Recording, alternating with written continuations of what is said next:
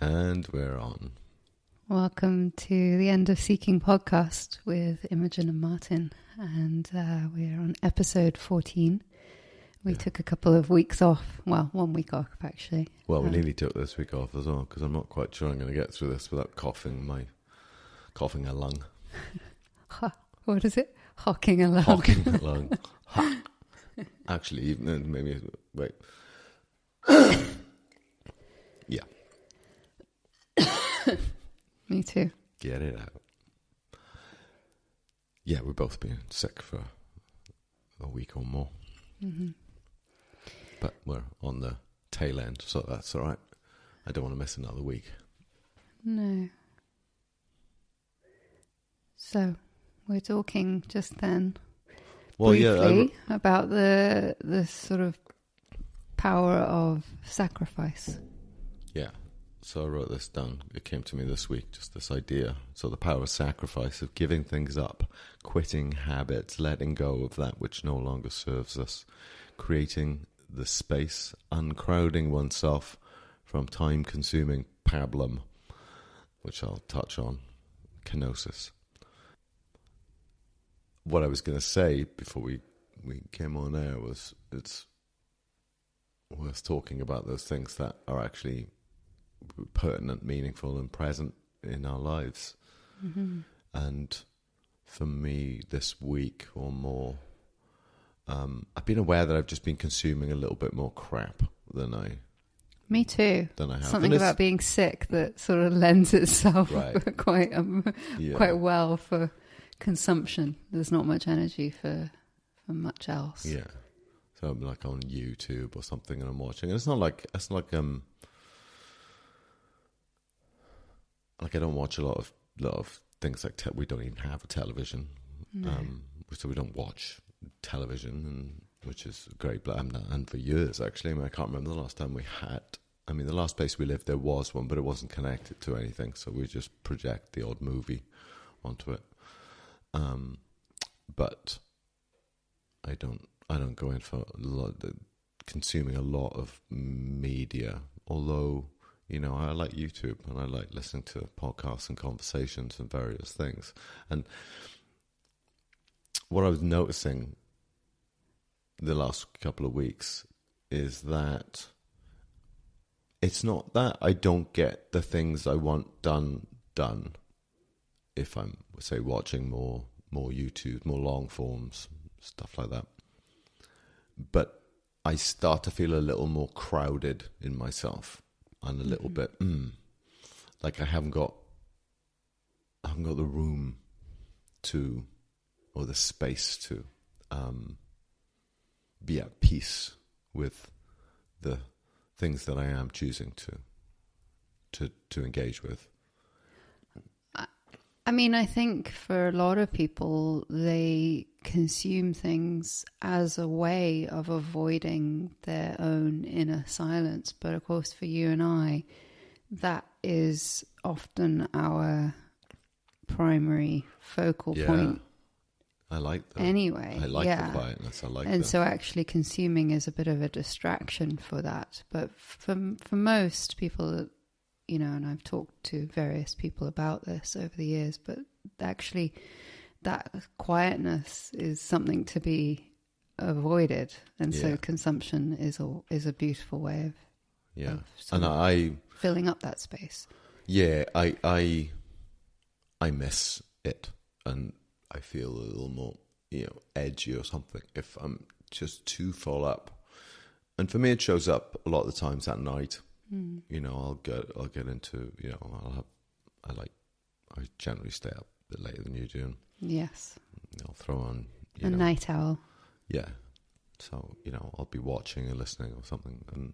But I become aware that, it's keeping me up where I'll go, the next thing. There's the next video and I'll watch, this conversation or that, whatever it is. And it'll keep me engaged and then I'll be up an extra hour or two or whatever, and so I'll go to bed later, and that's fine. But I'm not that's fresh in the morning then. And I don't know. I think it's about, for me, I like to remain spacious. I don't like to fill up my hours with just stuff for the sake of it. And of course, we're in the golden age of, content and endless ways to consume media. And it's very easy to have a very engaged, very noisy, very distracted day. And, there's certain things that we have to do, that we have to take care of. And I find that, I start to get crowded. And then the things I really want to do, the productive things, the creative things that I want to do, I find that I can feel the squeeze. I can feel like the lack of space for them. And then I go, oh, why am I feel so, off about this stuff? And I go, oh, I'm just crowded. I've got too many things. I'm consuming too many things, filling myself with too many things. And so then comes the power of sacrifice, which I really love. And the ability to drop things, to notice and release, to notice and return, to sacrifice that which no longer serves you. And, for me, it happens on a daily thing. What am I consuming? What am I using to maybe distract from? Yeah, it's not about what you say is important to you. It's about actually what you're spending your time, your focus, your energy pointed towards. Yeah. You said something interesting there, the filling of the well. And for some, filling of the well might look like, and sometimes it does as well, to look like literal sort of consuming or filling the well in that sense. But it's interesting, I was thinking about this yesterday a lot, the life of the mystic. And actually, for the life of the mystic, the filling of the well is in silence. Silence. That is where the well is filled. Yeah. In the silence of being. And so if you're foregoing that well filling for a different kind of well filling, there's where I think you get that sense of the need to sacrifice. It can't be both. There's only a finite amount of time in the day. Well, I think for me it's a real gift when I notice that, I'm filling myself with distractions, and I'm engaging things that aren't terribly useful to me, but there's a certain hook. And it reminds me of one of Pema Chodron's core teachings. One of them is Shempa, which is getting hooked. She talks about getting hooked, and that leads us down all sorts of avenues of engagement that take us away from our silent core. But the other big one is Dunzi, which she calls, which is distractions. And they can be momentary distractions. Oh, I'm just distracted by picked up this thing now and I'm looking at it for 5 minutes, I'm distracted.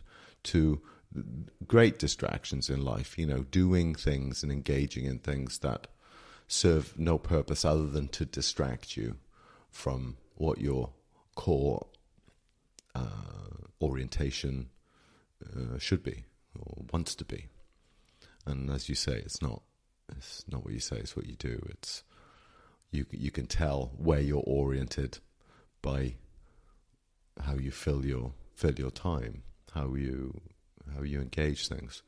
But so I'm very much aware of the sort of the Dunzi nature of the modern age that we're in, actually, you know, how many screens does everyone have? I mean, I've got 4 that I can think of. You know, I got my laptop, my iPad, my iPhone. I got a Kindle as well. You know, it's just screens. And there's always something to feed one's dunsy, get something to distract with. And it's, I'm trying to be mindful about, you know, how you feel when you're engaged in a distraction. Yeah. That you can identify as a distraction.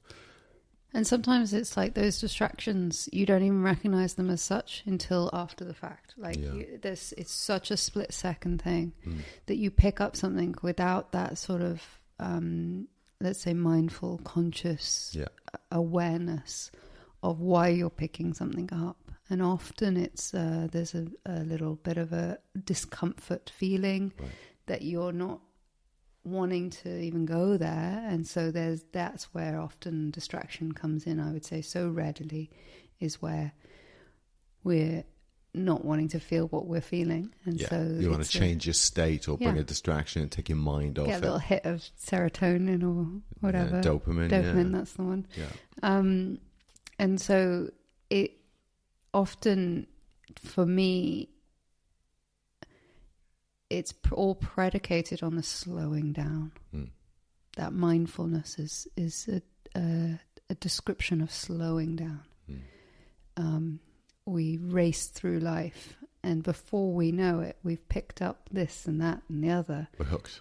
Yeah, and it's only when there's an aha moment of recognizing, oh, I'm completely into this thing, and it's completely consuming me. And it's a distraction.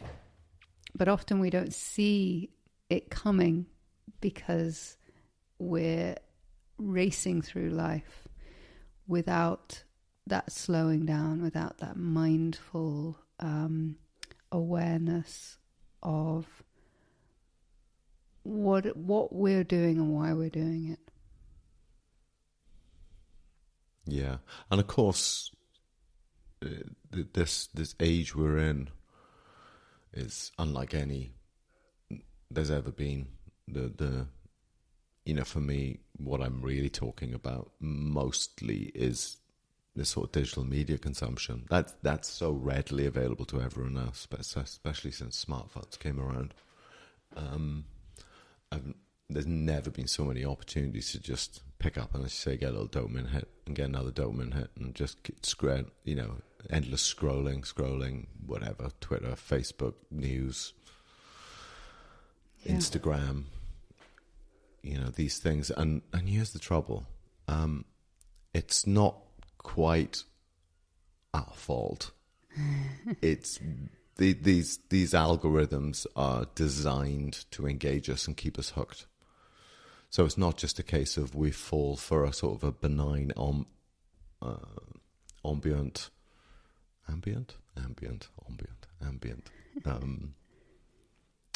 you know, engagement with something. You know, you're not going to get hooked and distracted by nature. You know, nature's going to be, you know, you head out and go for a walk in the woods or by the sea or whatever. There's not much risk of that kind of pathological hookedness or distraction you're going to get, and that's going to be kind of mostly quite nourishing. Well, it's interesting you use the word nourishing there, because that's exactly what I was about to, as you were speaking there, that was the measurement I was feeling into, was the depletion versus the nourishment energetically. It's like when you spend a lot of time engaged in these sort of current day media solutions, if you feel into your body after spending hours, you know, in front of a screen, there's not a lot of nourishment that's felt there. No. Certainly for me anyway. No. Versus, you know, as the example you're using, standing out in nature, being with nature, looking out at the ocean, being surrounded by trees, whatever it is. If you compare that, there is a feeling of nourishment to the body. And I think for me, there's the indicator. It's like, do I feel depleted energy, or do I feel nourished, uplifted? And there's a wiredness, isn't there? I mean, we've talked here before about the sort of method of notice and return in regard to meditation, and also in regard to life. Actually, a technique of meditation is, sit in the quietness of your own awareness, your own being, and invariably the mind will get caught up in some train of thinking, which is natural. It's monkey mind that's going to go off, and until you notice that that's happened, you can't do anything about it, because if you're caught up in it by definition. So the secret is not to hold the mind in some concentrated way, force the mind to keep still, because that's not going to work. But notice, I'm caught up in some thought, and then return to your point of rest, point of awareness, point of being, or release. Another way, notice and release. And I've been on my phone sometimes. I'm like, on Instagram or something, and I'm just on Reels, and I'm watching like this funny thing after another or something, scrolling, and at some point I go, it's almost like I come out from underwater and go, oh gosh, I've been sitting here for ages, just bloody, and it's fun while it lasts. It's not or everything in balance, but it's interesting to see how the mind operates and gets absorbed into something. But certainly, I think again that the fact that these platforms and this digital media environment, it's designed to capture our attention, to keep our attention. So we have to be extra mindful that we're going to approach these things with awareness, aware that it is easy to get hooked. And so what's the problem with that?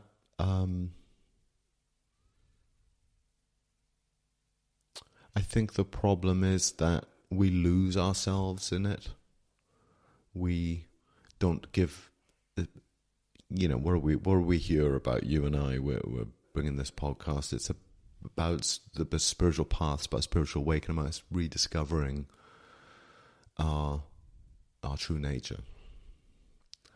And presumably those who listen to this are engaged to some degree in that effort of remembrance. And so we're commenting on what are these things that are antithetical to that endeavor. And even before this digital media environment, smartphones that we seem to find ourselves on more than we care to, life is already full of distractions, and it's so easy, as a seeker, to be distracted and to allow one's energy and attention to fall into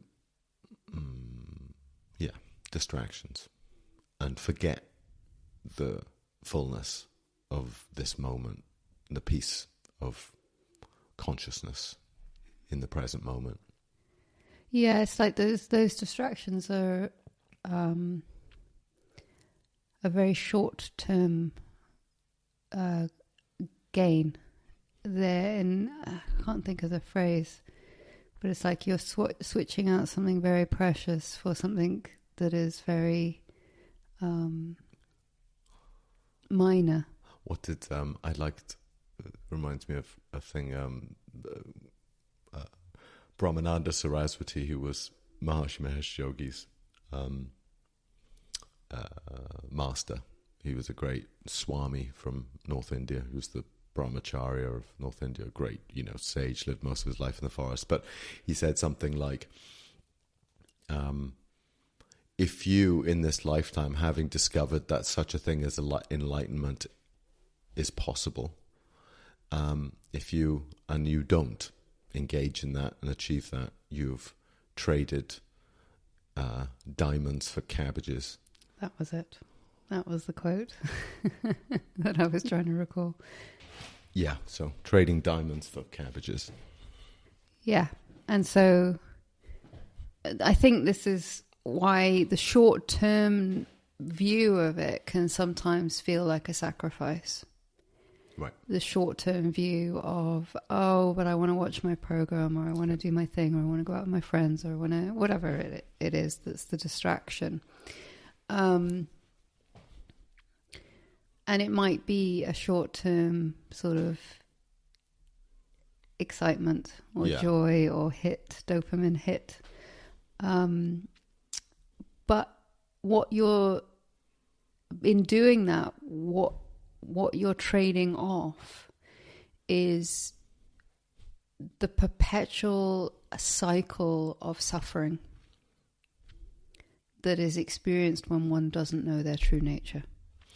Yeah, and therein lies the roots of addictive behavior, really, and dependency.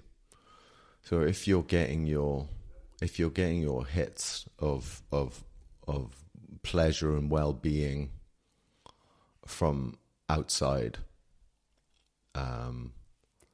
you soon become dependent on that. They're temporary, they're short-lived by nature, and you have to go seeking them. And so that effort of seeking some pleasure, some sense of well-being, some peace, something, a little hit of dopamine, by continually seeking outside, you're going to be dependent upon that. And you're not going to be at peace until you have them. You're going to condition yourself into not being at peace. And so the opposite of that, and that's the sacrifice, to sacrifice those outward stimulants, pleasures, you then discover, the intrinsic well-being, the intrinsic peace, the joy. I think it's in the Dhammapada, which is a collection of the Buddha's aphorisms. He said something like, sacrifice pleasure for bliss. Yeah, but it's I call them shiny objects. It's like we have this fascination with shiny objects, temporary, shiny, loud objects, and the quest of spiritual awakening is much quieter. It's much more, it's all pervading. It's not about spiritual peak experiences and highs. I think actually they can be just as much distractions for certain people if that's the sort of the trajectory you find yourself on. That can be just as much of a distraction. Actually, spiritual experiences can be a great distraction. Yeah. If it's time bound, it's not it. Yeah, if it comes and goes, it doesn't amount to a hill of beans. Yeah. And so I think a true awakening for me is a sobering up. It's a sobering of to your nature. Yeah. It's like a bucket of water being thrown over you, and it's a sobering of that. It's like, I understand the nature of experience, the nature of all that is coming and going. And again, it's not a rejection of that experience, but it is. It's not a dependency exactly on that phenomena of coming and going and trying to find. Whether we're aware of that effort of trying to find permanence in impermanent objects. Exactly. And so there's the sacrifice. The sacrifice is the impermanent objects. sacrificing those impermanent temporary objects in favor of the ubiquitous, ineffable, but not as exciting ground of being. Actually, what you've just elucidated there and articulated is the formula that was handed to us in I think it's the New Testament, where it says the formula: seek first the kingdom of heaven, seek first the kingdom of God, and then all these things will be handed to you. Exactly. So in order to, I think it was in response to someone who was worried about their clothes and their food, and so it was in the context of Jesus the teacher saying, don't worry about the things, the objects that you need, and don't seek them. Seek first the kingdom, meaning seek first your own consciousness, your own united, universal, all-pervading being. Go there, go within, go where the kingdom of God is within, of course. And so that first thing seems to be a rejection of seek the kingdom within. And so the principle seems, oh, well, you're rejecting the world. No, because once you've gone there, once you've established the kingdom, then all the objects that you've wanted to enjoy and to own or inhabit, they'll come. That's the way it goes. You. But you've got to seek the highest first. Yeah. Yeah. And then it'll take care of everything else. Take care of itself. Yeah, and so there's the sacrifice of all the objects. Yeah. But in the sacrifice doesn't mean objects disappear. It means that you're putting higher the discovery of your nature. Well, you sacrifice the temporary for the timeless, and but then ironically the temporary continue to be come and go, be enjoyed, but they're not. You don't have to seek them then, and you're not dependent on them, and you're not identified with them, and they don't own your ass because you're because you don't know who and what you are. Seek first the kingdom, yeah. And so that's the formula. It really is it seems to be the formula of the unfoldment of awakening in many cases, at least, is that most people who are only aware of the dualistic relative nature of life, the objects, and are unaware of their awareness nature. And so the discovery of that awareness nature is the primary concern. And it seems to be a rejection of the relative, but it's a step. You have to rediscover in the fullness of time. It all is included. Yeah. So a turn inwards from the realm of sense objects into the source, and then the recognition. Then the source then is recognized that it actually embraces and includes all the relativity as well. Well, the sense objects are that source. Exactly, right. And that's the sort of the unity recognition.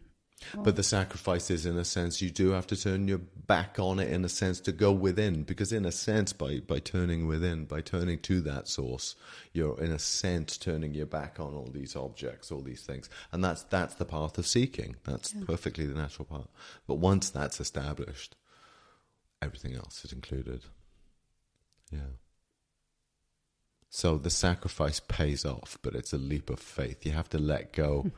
I like that. There's this story about the monkey and the banana in the tree, and so what they do in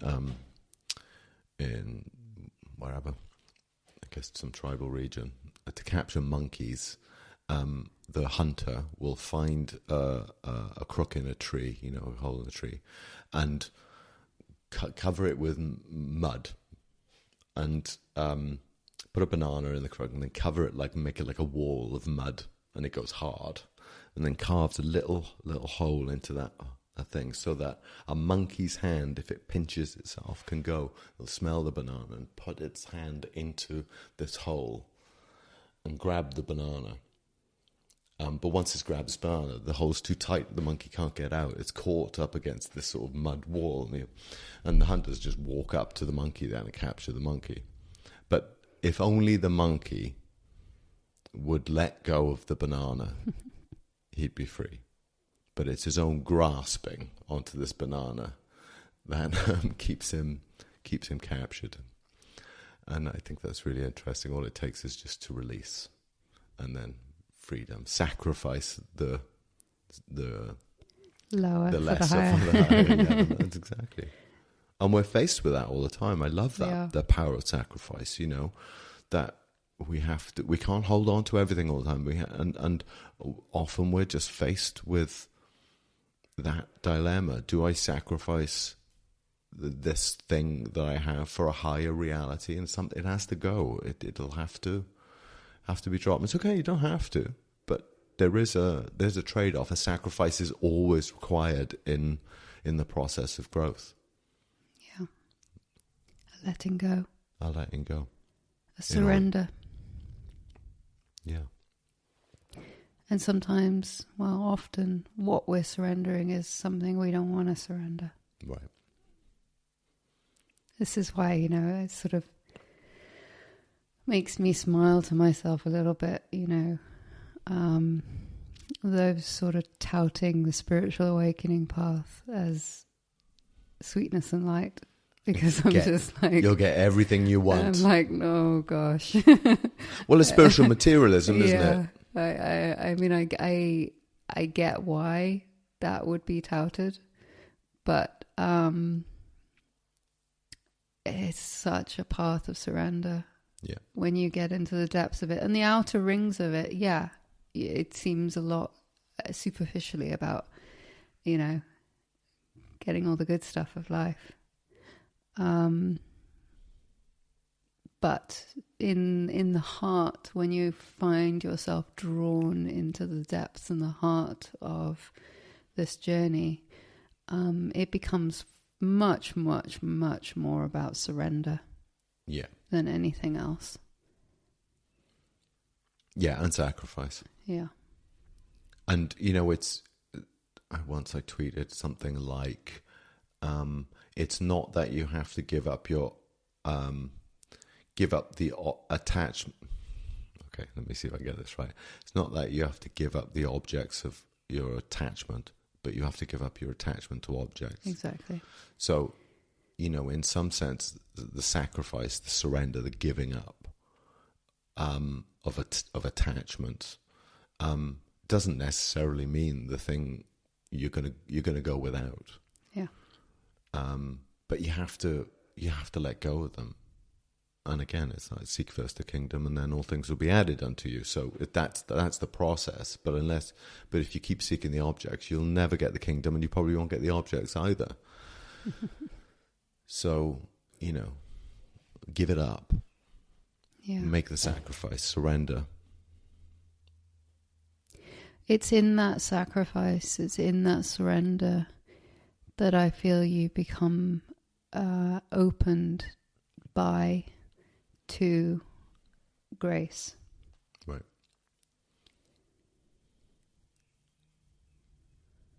That you then become available to seeing how life is grace. Right. Well, what did you say yesterday, which was really beautiful? Someone suggested that, there's grace or there isn't. You've got grace or you haven't, and and that's not a view you. No, I said you're either cognizant of grace in your life or you're not. Yes. But it's all grace. It's all grace. It is all grace. And sure, on a relative human level, there's an awareness of a feeling of grace, of life being grace, or not. And you're either cognizant of that or not. Yeah. But it is all grace. It's all everything that happens in life is grace. By the grace of God go we all. And so, you can be really unaware of that for sure. But there comes a point where the grace of life is revealed. The revelation of that is seen. Well, I remember there was a certain point in my seeking, and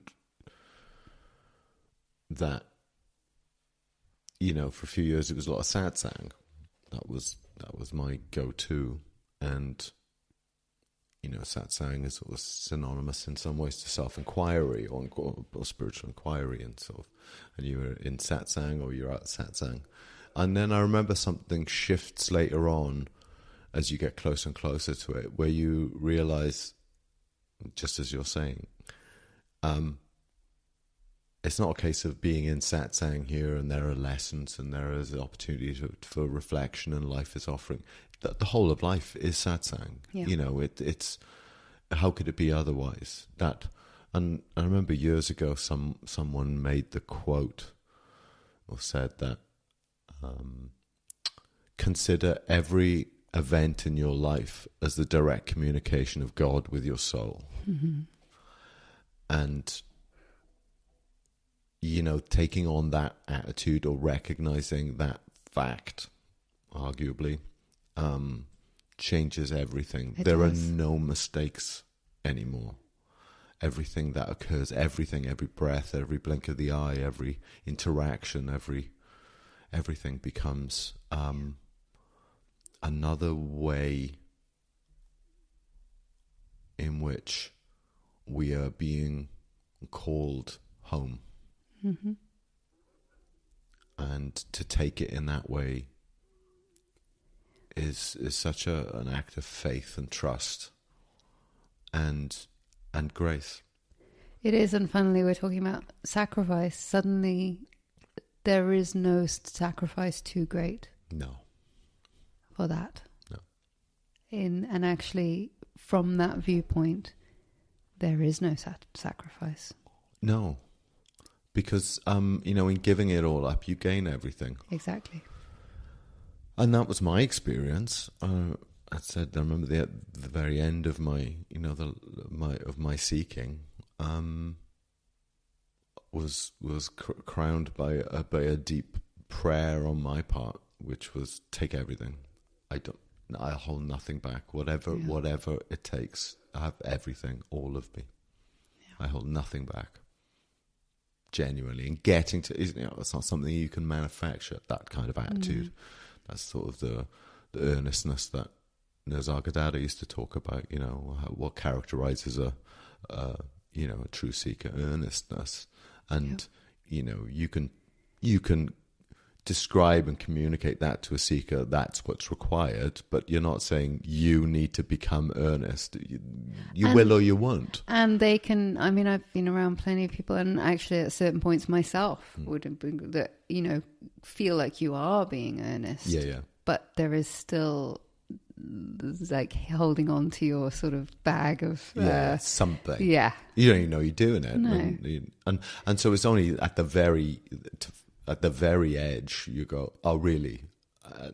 And you come to a place where you're in complete surrender. You're in complete a condition of complete sacrifice. There's nothing. I'm done.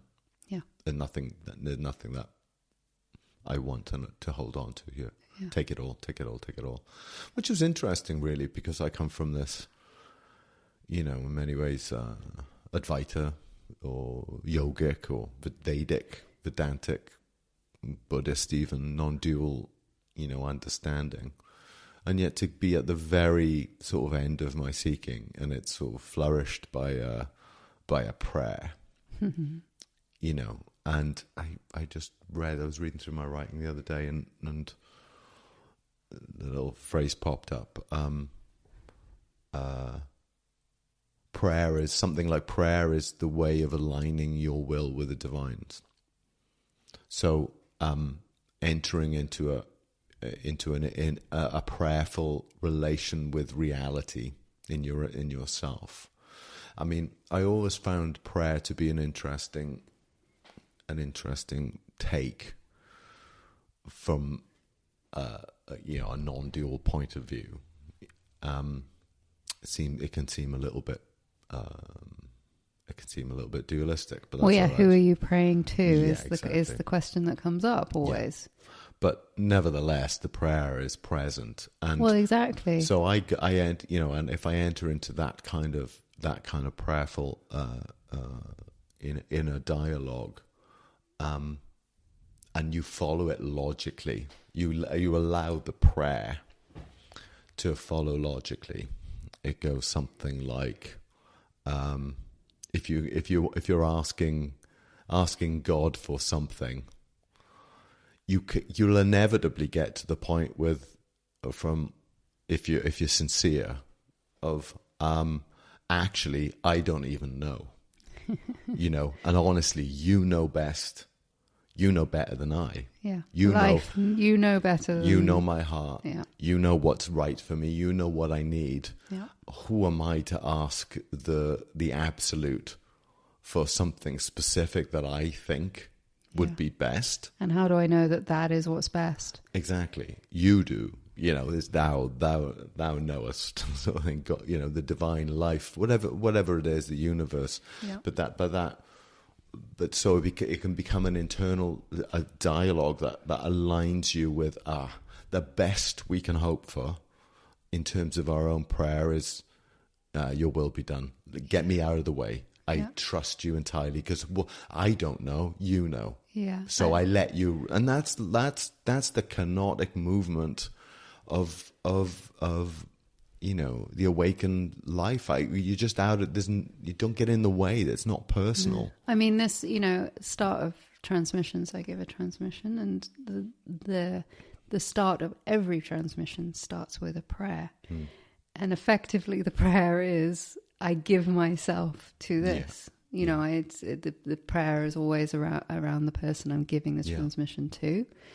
But it is always about whatever is in their highest interest, whatever is for them, and the prayer always ends something to the effect of, "I give myself entirely to this," and it's like in that prayer is an emptying out of your individual self. Yeah, kenosis. It's an emptying, and it's the union with life. That's the awakened life is this it reminds me of the Jesus prayer before his passion was if it be thy will, Father, let this cup pass away from me, but even so thy will be done. So you might start off in like, oh, I wish it wasn't this way, or I really want this. Yeah. But if you're sincere, if you're earnest, and if you sort of think that through and you go, you know best. Yeah. And it's a surrender, it's a trust. It's a surrender, it's a trust. It's a sacrifice of my will for thy will. Not my will, but thy will be done. Yeah. And then the divine, the being that we are, the self, the Atma, whatever we want to, whatever word we want, God, just acts out through this personal appearance. Yeah.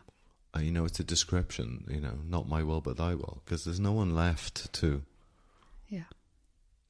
By getting out of the way, in fact, you come to realize that you were never there as a person. It was and always is the divine will act playing out, unfolding. All of it. Every but as you become where grace isn't a case of grace or not grace, it's cognizant of it or not. Exactly. And so coming into that awareness of that it is already all the divine. It is already. It is all the play of the divine. And I am that. Exactly. Tatvamasi. I am that. Thou art that. All this is that. Yeah. The magnitude of that just, I don't know, brings tears to my eyes, actually.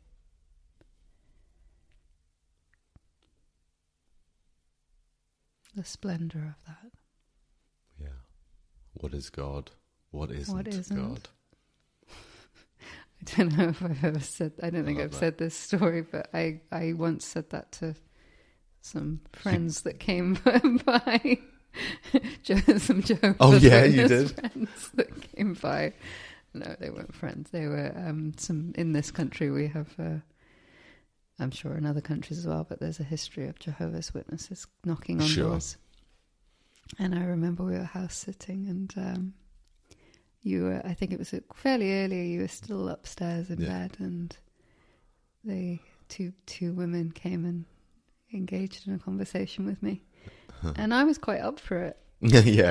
I used to talk to them for hours on the doorstep. And I think they were taken aback by that, because normally most people in this sort of current climate and culture are not that, welcoming. No. And yeah, we got into a conversation about God, and they asked me the question of, well, who do I think God is? Yeah. And I remember I said, well, I think the better question is, what isn't God? Yeah. And their faces. They quite quickly made their sort of I don't think they expect to get in a theological discussion. No. They just want to leave a leaflet nowadays. I think that's they do. Yeah, they don't really want to get into it. But that has been my viewpoint of that kind of discussion. That always comes back down to, well, what isn't? Yeah.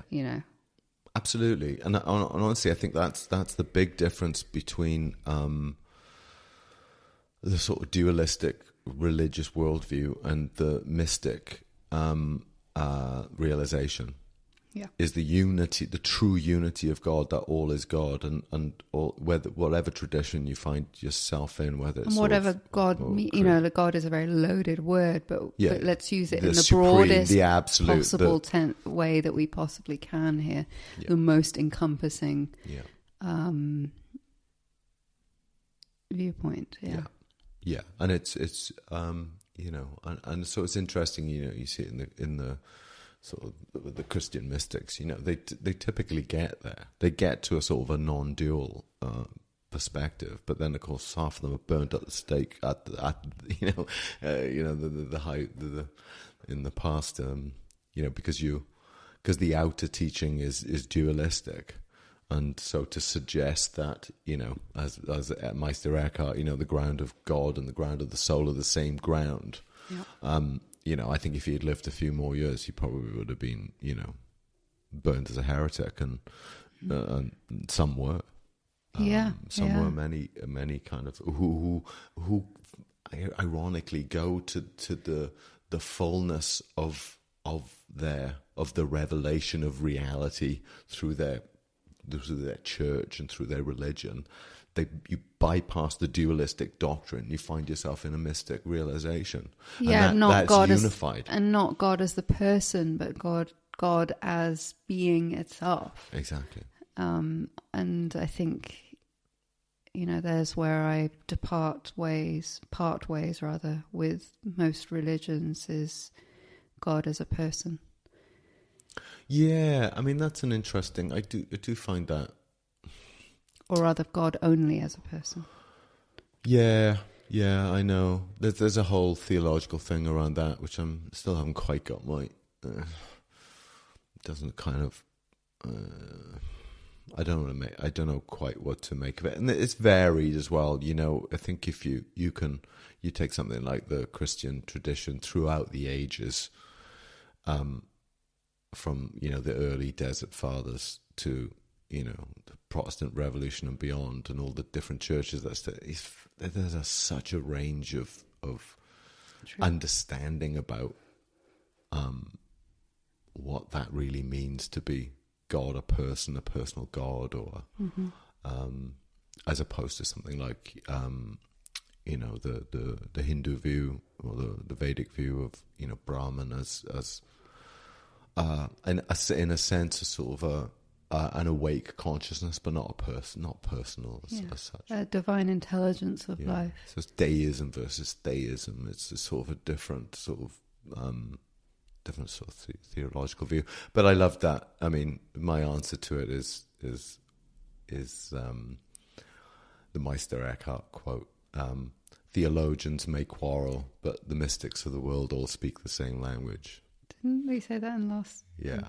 Yeah. maybe. Oh, I like it. Say it again. So that actually speaks to, Yeah. Don't get caught.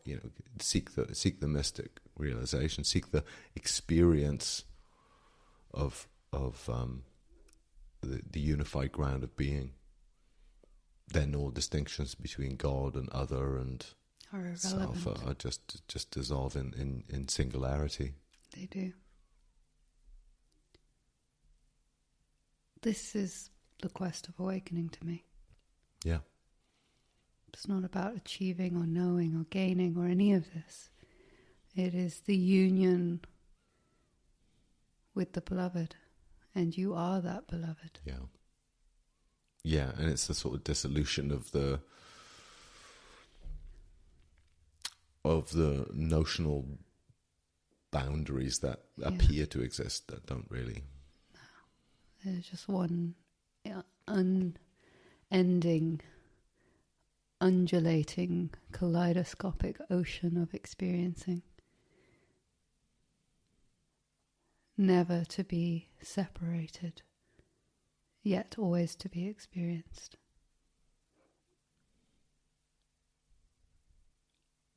Yeah. We are all of it.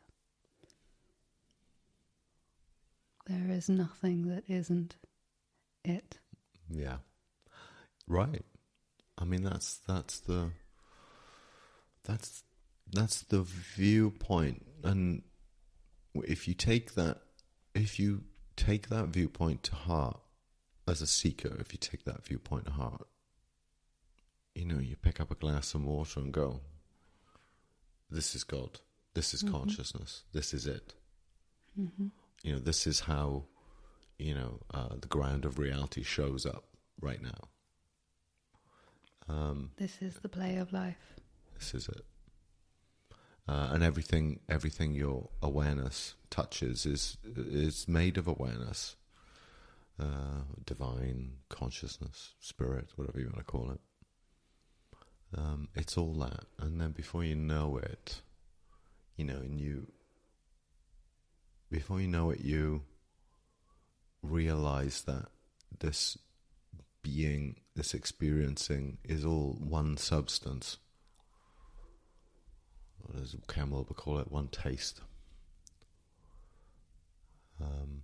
There's nothing but consciousness, nothing but spirit.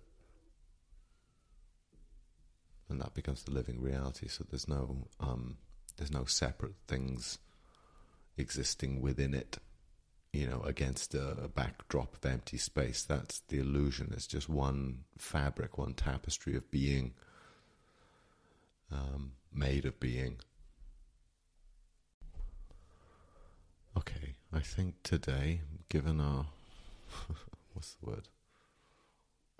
Recovery. We're gonna wrap it up for today, and we'll see you next week. Have a beautiful, fulfilling week, everyone, until we are here again. From our heart to yours. Bye for now.